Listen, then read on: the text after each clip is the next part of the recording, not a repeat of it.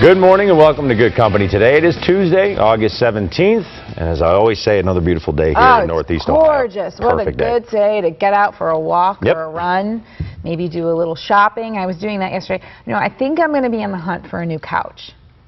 My first big purchase when I got a job was to get a new couch, and it's, well, my voice is going right now. Excuse me, inside of television. But it's now about 10 years old, and I think it's time for something new. For a new couch. But they're expensive. They're not cheap. So I started to think about you, that you just bought a new house and you have to furnish the whole place. Are you starting to feel poor? Starting. I felt poor before, during, and now after. It does a lot to your psyche, yeah. I mean, you do buy a house no matter what size. You take pride in your home, so you actually want to furnish it with some nice things. And you're thinking about the outside, too, so you want to get the flowers and the landscaping in, which is expensive also. Oh, yeah. And you probably are so excited about your new house that you want to furnish every single room. And we couldn't do that. Luckily, I had a lot of junk from my place downtown, so for right now, you know, you have to be smart with your money, and you have to use some of the things that you've had in the past to furnish the home. You know, and on top of that, at least in my situation, there was a wedding involved also, so you really my pockets are empty. Well, it's good timing then that we have our first guest who's going to be coming. I can't wait to talk to him because I need some advice. The book is called How Rich People Think.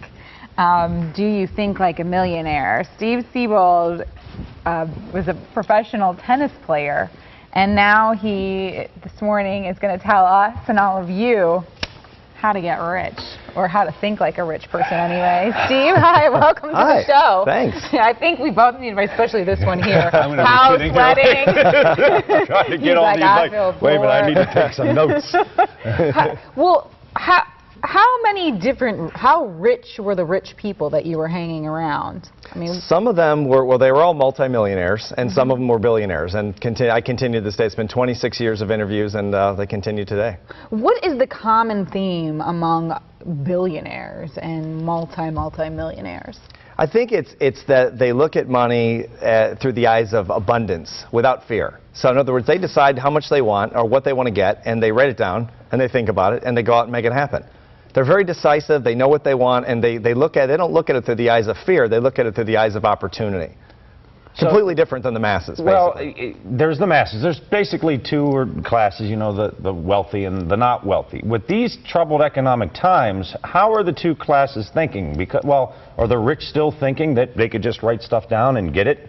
Well, I think they've taken big hits, obviously, you know, like everyone has. But what they're looking at now is what are the new opportunities? Because really, all wealth is built on solving problems, as we all know. So there are more problems now than there ever have been. So there's more opportunity to make wealth. More money will be made, I believe, in the next 5 years by the rich than has been made in the last 20 years. There are a lot of really hardworking people who give everything they can to their jobs, but they're just not making a lot of money. And they maybe are never going to be rich. So what's your advice to those people who are sitting around going, I'm working really hard, and I keep coming up with ideas, and I feel like I'm just keep like hitting that glass ceiling. I can't move forward in my job. I can't make more than, you know, I haven't seen an increase in my salary. If anything, maybe I've seen a decrease over the past few years. I would say keep coming up with ideas. That's what the wealthy do. That's what they've taught me for 26 years. Just keep thinking of ideas. Most of them are going to be bad. Most of them will fail. Most of them won't make money. But you only need one good one. Do the really rich people find themselves poor at some point or never? Usually they've either been poor or they've made it and they've lost it. And then they've made it back again, which typically makes them stronger. Well, Steve, you say, you know, you think that a lot of people can be rich as long as you can think rich. Now, if you weren't in the circles that you were in, like if you weren't a professional tennis player and met all these rich people, how do you tell someone who's poor and can't get into those inner circles think like a rich person? Like if you didn't have that opportunity, you would have never been in that inner circle. How do you explain that? I wasn't that good of a tennis player to get in that inner circle. I wish I could say I was, but I really wasn't. I really got lucky, and I broke in with one interview, and they all seemed to know each other, so I moved to their towns. I went from Palm Beach to Aspen to Scottsdale to you name it, and I started running in their circles as an outsider and interviewing them. And once you get inside the circle of the rich, it's very easy to understand why they're so wealthy. They think completely differently. How much does luck have to do with having a lot of money? I think luck plays a part in everything. I'm not sure about that. I have no evidence to back it up, but I think getting a little lucky doesn't hurt. But these people are really focused on what they want. They're focused on what they want. They focus on it. They think about in terms of abundance when it comes to money, and they're not afraid to take chances.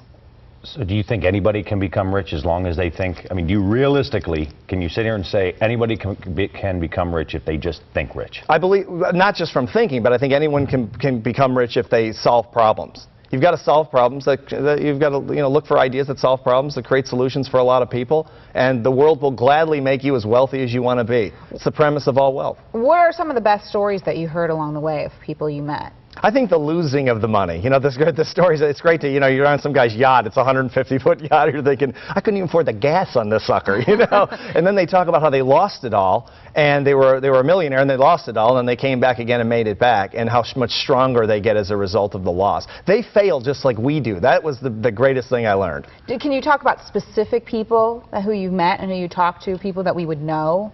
I've actually done that before and been scolded in the inner circle, so I don't do that, and I don't write about it anymore. They're very private. This is a very closed circle of people. All right.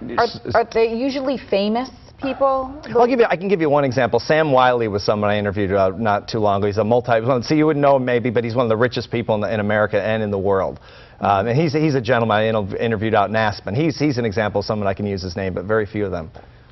What's the example with Sam then? Well, it's basically the same thing. These people really work at leveraging everything they have. Their contacts, their credibility, their knowledge, their education, you name it, they leverage it. They don't work hard, they work smart. They think their way to wealth, and then they take action.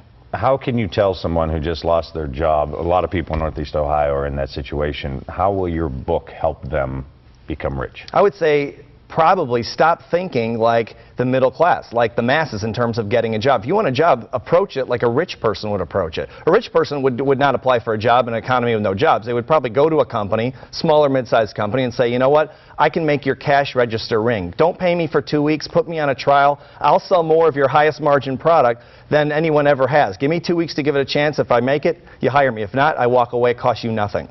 That's how a rich person would go get a job, and they'd have a job in a couple days. Okay, well, the book is called How Rich People Think. Steve Siebold, thank you so much for being on the program. Thank you. Thank you. I'm still poor. All right. Stay with us. We'll be right back with Dr. Joe Ross, who's going to talk about what happens when you become complacent in your relationship. And Nighttown is back in the Good Company kitchen, cooking up a delicious trout almondine.